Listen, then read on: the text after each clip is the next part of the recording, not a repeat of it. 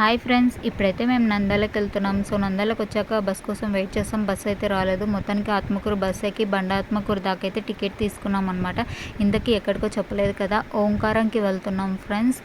ఓంకారం bus miss అయింది. So అందుకే Atmakur bus ఎక్కామన్నమాట. So మొత్తానికి ఇదిగోండి ఓంకారం ముఖద్వారం దగ్గర దిగేసాము. మొత్తానికి ఒక ఆటో అయితే తీసుకున్నాము.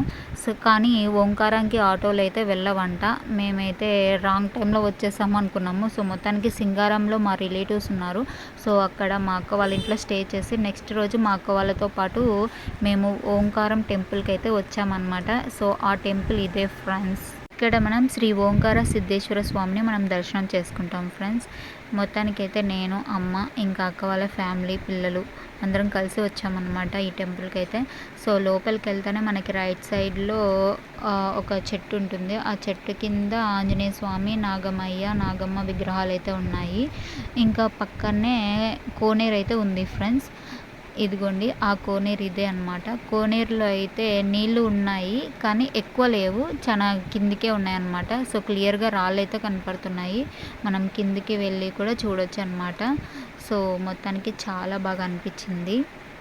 ఇంకా ఇది మెయిన్ టెంపుల్ ఫ్రెండ్స్. ఈ టెంపుల్లోనే మనము శ్రీ ఓంకార సిద్ధేశ్వర స్వామిని దర్శనం చేసుకుంటాము.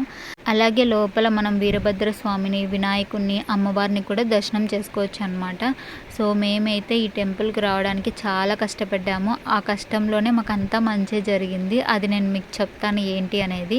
యాక్చువల్లీ చెప్పాలంటే మేము 1 డేలో ఓంకారంకి వచ్చి స్వామివారిని దర్శనం చేసుకుని రిటర్న్ ఇంటికి వెళ్ళిపోవాలి అనుకున్నాము. కానీ అది అలా జరగలేదన్నమాట. సో నంద్యాలకు వచ్చాక ఓంకారం బస్సు కోసం వెయిట్ చేసాము. బస్సు అయితే దొరకలేదు. కేవలం మార్నింగ్ ఒకసారి, ఆఫ్టర్నూన్ ఒకసారి అయితే వస్తుందంట బస్సు. సర్లే అనుకొని ఆత్మకూరు బస్సు ఎక్కి బండ ఆత్మకూరు దాకా టికెట్ తీసుకొని మీకు ఓంకారం ముఖద్వారం చూపించాం కదా, అక్కడ దిగేసాం అనమాట.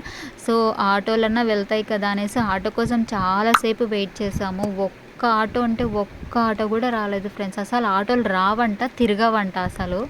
ఇంకా అందులో ఈవినింగ్ చీకటి అయిపోతుంది. దేవుడా ఏంటి స్వామి నీ దర్శనానికి వస్తుంటే ఇలా జరిగింది ఏంటి, రాంగ్ టైంలో వచ్చామా స్వామి, దారి చూపించు స్వామి అనుకున్నాను. సో మొత్తానికి మా అమ్మ సింగారంలో రిలేటివ్స్ ఉన్నారు, అక్కడికి వెళ్దామని చెప్పింది. ఇంకా నేను మా అమ్మ సింగారంకి ఆటో మాట్లాడుకున్నాం అనమాట. సింగారం వచ్చాక మా అక్క వాళ్ళ ఇంటికి వెళ్ళాము. అప్పుడు మా అక్క వాళ్ళని చూసినాక నాకు ధైర్యం వచ్చింది. అమ్మయ్య సేఫ్గా ఒక ఇంటికి చేరుకున్నాము, థ్యాంక్ యూ సో మచ్ దేవుడా అనుకున్నాము. సో అది ఫ్రెండ్స్. ఇంకా మొత్తానికి ఇక్కడ మేము దర్శనం చేసుకొని పక్కనే మనకు అన్నదాన సత్రం ఉందన్నమాట, అక్కడికి వెళ్ళిపోయాము. అదే ఈ ప్లేస్ ఫ్రెండ్స్. ఇక్కడ ప్రతిరోజు అన్నదానం జరుగుతూనే ఉంటుందన్నమాట. భక్తులు కూడా వస్తూనే ఉంటారు. ఇప్పుడు మార్నింగ్ కాబట్టి ఉగ్గాని పెట్టారు ఫ్రెండ్స్. మొత్తానికి మేము ఉగ్గాని తినేసి పక్కనే అద్దాల మేడలో గోవిందరాజ స్వామి ఉంటే ఆయన దర్శనం చేసుకున్నాము. ఇంకా పక్కనే గాయత్రీదేవి టెంపుల్ ఉంది. ఆ టెంపుల్ అమ్మవారిని దర్శనం చేసుకున్నాము. చాలా బాగుంది. ఇంకా మేమైతే కొండపైకి వెళ్తున్నాం అనమాట. జీప్లో వెళ్తున్నాము. జీప్లో ఒక పర్సన్కి రాను పోను 100 రూపీస్ తీసుకుంటారు. సో మా అమ్మ నడవలేదనేసి మేము జీప్లో వెళ్తున్నాము. ఇక్కడైతే మనం శ్రీ వెంకటేశ్వర స్వామిని దర్శనం చేసుకుంటాము. వెంకటేశ్వర స్వామి వెనకాలనే మనం అలవేలి మంగమ్మని దర్శనం చేసుకుంటాము. ఇద్దరిని ఒకేసారి చూడొచ్చు అనమాట.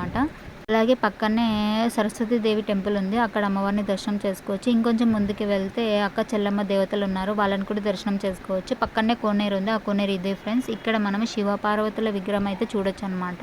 కొండపైన అయితే ప్రతి అమ్మవారిని చూస్తుంటే నాకు విజయవాడ కనకదుర్గమ్మ తల్లే కనిపించింది. సో ఆ విధంగా అమ్మవార్లు ఉన్నారనమాట. ప్రతి అమ్మవారి ఫేస్ కట్టు అలాగే ఉంది. చాలా బాగుంది. ఈసారి వచ్చినప్పుడు మీరందరూ అమ్మవార్లను దర్శనం చేసుకోండి ఈ కొండపైన. అలాగే ఈ కొండని మనం నడుచుకుంటూ కూడా రావచ్చు, కానీ నడవలేని వాళ్ళు ఇలా జీప్కి వస్తూ ఉంటారనమాట. కానీ చాలా కష్టంగా ఉంటుంది, చాలా పైకి ఉంటుంది అనమాట కొండ అయితే. సో మొత్తానికి మేమైతే స్వామిని దర్శనం చేసుకొని కిందికి వెళ్తున్నాము. కిందికి వచ్చాక ఇంకా భోజనం చేసి మళ్ళీ మా అక్క వాళ్ళ ఇంటికి వచ్చామన్నమాట.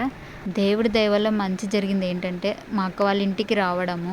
సో మా అక్క వాళ్ళు మమ్మల్ని చాలా బాగా చూసుకున్నారు. మేము వచ్చేటప్పుడు బట్టలు కూడా తెచ్చుకోలేదు. ఇప్పుడు మేము కట్టుకున్న చీరలు మా అక్కవే అనమాట, అంత బాగా చూసుకున్నారు. సో అది ఫ్రెండ్స్. వీడియో నచ్చితే లైక్ చేయండి. మళ్ళీ మనం నెక్స్ట్ వీడియోలో కలుద్దాం. See you, Tata.